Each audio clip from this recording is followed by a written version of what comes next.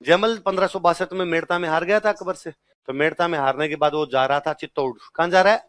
मेवाड़ नौकरी करनी है उदय सिंह जी की। रास्ते में जंगल के अंदर उसको एक भील सेनापति था, उसने घेर लिया, मल्लू भील। क्या नाम था? और वो अपने वो 30-35 कमांडर लिए हुए, अपने सैनिक लिए हुए साथ में घूम रहा था मल्लू भील। और उसने देखा जयमल रिए को 30-50 आदमी जा रहे थे, और उसने कहा हजार नहीं जा रहे, सबको मार देंगे वरना। तो जयमल का जो सैनिक थे उन्होंने जयमल से पूछा, अठ है कि बठ है? अठ है या बठ है? यहां जंगल में मल्लू भील से लड़ना है या चित्तौड़ जाके अकबर से लड़ना है?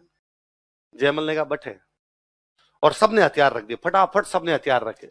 उस मल्लू भील को कहा हथियार उठा ले, और जयमल और उसके सैनिक चल पड़े। उस मल्लू भील ने कहा रुको रुको यार, रुको एक बार रुको, तुम हथियार ले जाओ यार भले, और मैं तुम्हें कुछ ही नहीं कहूंगा। तुमने ये बात क्या की थी? ये बात बताओ यार, आपस में क्या बात हुई? जयमल ने कहा छोड़ यार, तेरे को हथियार चाहिए, हथियार ले, रवाना हो यहां से। उसने कहा ना ना यार, मैं भाई हो यार तुम मेरे, तुम यार बात बता जाओ, हथियार ले जाओ तुम्हारे वापस। तुमने क्या कहा? इसने कुछ पूछा, तूने रिप्लाई किया, वरना यार तुम हमारे बराबर हो, अच्छे खासे हट्टे कट्टे दिखते हो, लड़ाई वाले दिखते हो। यदि तुम लड़ते तो चांस हो सकता था तुम हमें मार के हमारे हथियार और ले जाते, पर तुम नहीं लड़े और चुपचाप हथियार छोड़ दिया यार, कायरों की तरह उठ के चल पड़े। पर तुम कायर भी नहीं हो, तुम्हें देख के ये भी नहीं तक तुम डर गए हमसे। तो तुम ना तो डरे ना लड़े, हथियार छोड़ दिए, चल पड़े, कारण क्या है और बात क्या हुई? तो जयमल ने कहा इसने मेरे से पूछा गया अठ है कि बठ है, यहां लड़ना है या वहां लड़ना है?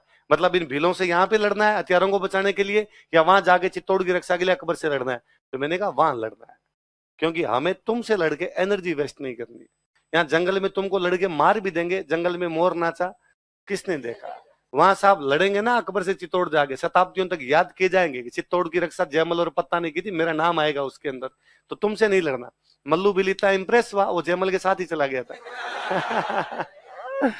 अरे भाई यार, ये जो बात बताई है ना तूने, दिल गार्डन गार्डन कर दिया है। मैं तेरे साथ ही चलता हूं। पर ये कहानियां हमें सिखाती है कि हमें कभी भी हमारे जीवन की ऊर्जा छोटी लड़ाइयों में निकालनी।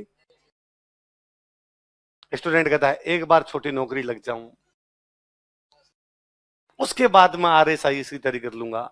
मैंने आज तक ऐसे लोग नहीं देखे जो एक बार छोटी नौकरी लगे फिर RSIS बने। आप कहोगे नहीं सर वो बन गए थे, वो बन गए थे। यदि आप गिना सकते हो नाम, इसका मतलब वो गिनने लायक ही है। मतलब आज दिन तक ऐसे 5-7-10 लोग हैं जो इस प्रकार बने, बाकी ज्यादातर लोग वही है जो डायरेक्ट तैयारी की डायरेक्ट बने। अपवाद अलग चीज होती है, अपवादों को आप मत गिनिए। इसके अलावा ज्यादातर जो लोग हैं जो छोटी लड़ाइयों में कभी भी फंसे नहीं। मैं देखता हूँ स्टूडेंट यहाँ पर इस बात के, अरे ओ अठे के बठे। कई बार स्टूडेंट जो होता है इस बात के लिए क्लास में लड़ लेता है, ये मेरी सीट पे बैठ गया था, मैंने पहले रजिस्टर रख दिया था, ये बाद में आ गया था सर। यहाँ और आप छोटे छोटे टाबर तो जब से आने लगे हो तब से हम ऐसी पंचायतें और करने लगे कि किसी ने क्लास में किसी की थप्पड़ मार दिया है ना, आपस में कॉलर पकड़ ली, लड़के लड़कियां आपस में लड़ लिए, लड़कियां लड़कियां आपस के अंदर लड़ ली, वहां पंचायती हो रही है पूरी तरीके से, हम बेटे बेटे पंचायती करवा रहे, इसने क्या कहा सर, इसने ये कह दिया था मेरे को। हमें लगता है यार क्या टाबरों जैसी छोटी छोटी बातें हैं, पर फिर हमें लगता है तुम तो टाबर ही हो। गलती यह है कि तुम्हारे घर वालों ने जल्दी भेज दिया तुम्हें इधर, पर अब भेज दिया तो कोई बात नहीं, अब अपने को ध्यान रखना है, हमें हमारी एनर्जी कभी भी छोटी लड़ाइयों में निकालनी अटैक। हमें कहाँ लड़ाई लड़नी है, बट हमें IAS बनना है भाई साहब। छोटी छोटी लड़ाइयां लड़नी, कभी IAS बन जाओगे, और जिस दिन IAS बन जाओगे उस दिन किसी डॉक्यूमेंट पे, एक डॉक्यूमेंट पे साइन करोगे और पता नहीं कितने लोगों का भला कर दोगे। लड़ाई वो है, लड़ाई वो है कि एक कोई आप किसी गांव के अंदर गए हुए, गांव में कैंप लगा हुआ है और उस कैंप में आप भी गए हुए कलेक्टर बन के, और एक बुढ़ी सी महिला आपके पास आती है और आगे कहती है कि बेटा बताइए जी मैंने आपको, या कोई दूसरा एग्जाम्पल लो आप कि एक कोई सरकार की योजना है, और सरकार की योजना है कि सब लोगों को घर मिलने चाहिए, लेकिन खूब सारे ऐसे लोग रहते हैं जिनके पास में घर नहीं है। आप यहां से आगे चलिए, इस रोड पे थोड़ा सा आगे चलिए, इधर झुग्गी झोंपड़ी है ना। कितना अजीब सा नहीं लगता कि आज भी जब लोकतंत्र के 75 साल बीत गए हैं, हमारे बीच के कुछ लोग हैं जिनके पास घर नहीं है।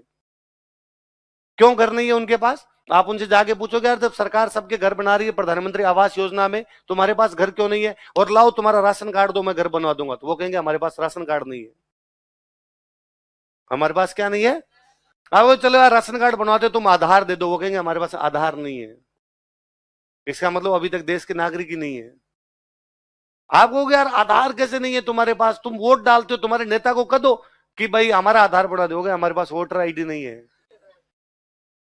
आपने एक दिन कैंप लगाया, प्रशासन झुग्गी झोंपड़ियों के संग कैंप लगा के इन लोगों के राशन कार्ड बनवा दिए, आधार कार्ड बनवा दिए, इन लोगों की वोटर आईडी बनवा दी, प्रधानमंत्री आवास योजना में घर बनवा दिए। लड़ाई ये है। उस दिन भला होगा, पता नहीं कितने लोगों की दुआएं मिलेगी, वरना ये छोटी छोटी चिंदी चोरी की लड़ाइयां। सीट पे बैठ गया था आप, ऐसी लड़ाइयां कभी भी जिंदगी में करनी। ऐसी तो यूं कोई करे ना दूसरा उस पर दया करना गिल्ला है। अठे यही लड़ रहा है, मैं कहां लड़ूंगा। ऐसे लोगों पे दया आनी चाहिए। ऐसा कोई आप कुछ कह भी दे, उल्टा सीधा कह दे, कई बार कहता है सर इसने गाली निकाल दी, जिससे मैंने लड़ लिया, मेरे पास आ जाना, अपने उसको दोनों मिलके गालियां निकाल देंगे। तुम वापस उसको कोई भी गालियां निकालोगे, सर ये परिवार को गाली तो कौन सहन कर सकता है। यदि कोई गाली निकालता है ना, इसका एक सिंपल सा मीनिंग है, उसके पास भाषा नहीं है। उसके पास जब आपके शब्द समाप्त हो जाते हैं तब आप गाली निकालते हो। और कोई वर्ड एप्रोप्रिएट वर्ड नहीं मिल रहा था क्या बोलना चाहिए, क्योंकि आपको भाषा आती नहीं है, तो आपको लगा अब यही बोल दूं। और तो क्या बोल सकता हूं, इसलिए उस आदमी पर तो और दया आनी चाहिए। हे भगवान, इसको तो भाषा भी नहीं आती। उल्टा आप उसको कहोगे प्लीज इस शब्द की जगह तो अच्छा शब्द बताऊं और तू इसका इस्तेमाल कर, थोड़ा ठीक रहेगा। इस प्रकार के शब्दों का प्रयोग मत कर। इसलिए कभी भी छोटी छोटी लड़ाइयां लड़नी नहीं। कभी भी छोटी लड़ाइयों में अपना जो एनर्जी लेवल है वो समाप्त करना। जिंदगी बड़े मौके देगी, बड़ी लड़ाइयां लड़ोगे, बड़ा नाम होगा, लोग याद करेंगे। मेरे जैसा टीचर भी कभी कहेगा अरे ये अपना स्टूडेंट है, तब अच्छा लगेगा, अच्छा नहीं लगेगा। हालांकि मुझे तुम वैसे ही अच्छे लगते हो, अब भी अच्छे लगते हो, पर तब यूं गर्व करने और प्राउड करने वाली बात होगी ना कि देखो इस स्टूडेंट ने ये काम किया। वरना भाई खूब सारे स्टूडेंट आरएस भी बनते हैं, खूब सारे स्टूडेंट आईएएस भी बनते हैं, पर तुमको ऐसा काम कर जाओ जो बाकी लोगों से अलग हो, सब लोगों की नजर के अंदर आओ।